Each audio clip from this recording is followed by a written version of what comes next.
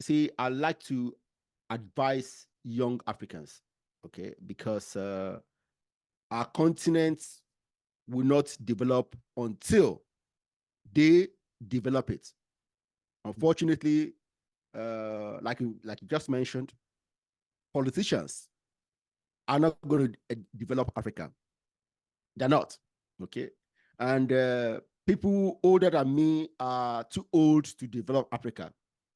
Okay, the people who develop Africa are the young people. Okay? So I want you to advise them.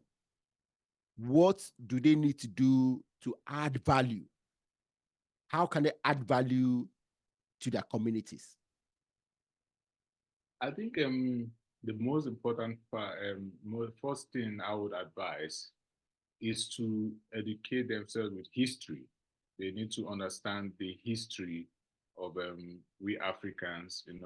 Okay. When you go back to the history, how our forefathers once lived, it gives you an understanding of what went wrong, and how you can come up with solutions. So the history aspect, unfortunately, those who colonized us literally erased, all of that from our curriculum, or whatever. So people can't readily access such information, but the information is out there.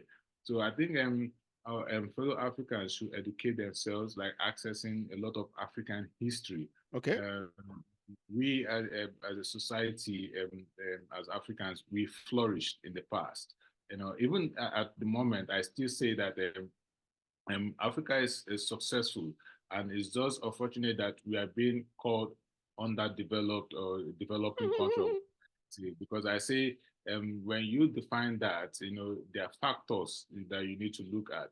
So for example, you're living in the Western region, and your lifespan is like 60 or whatever, but the person living in Africa in a village is like clocks 90.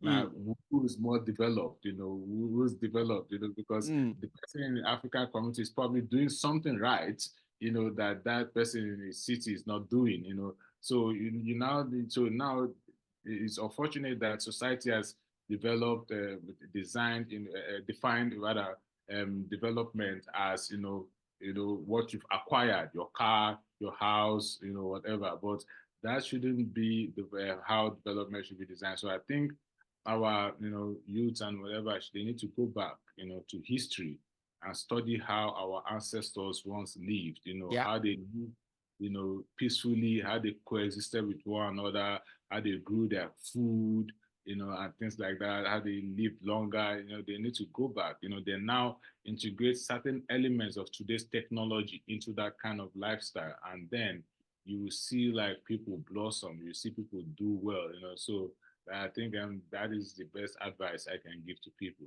Okay. Okay. That's good. That's good.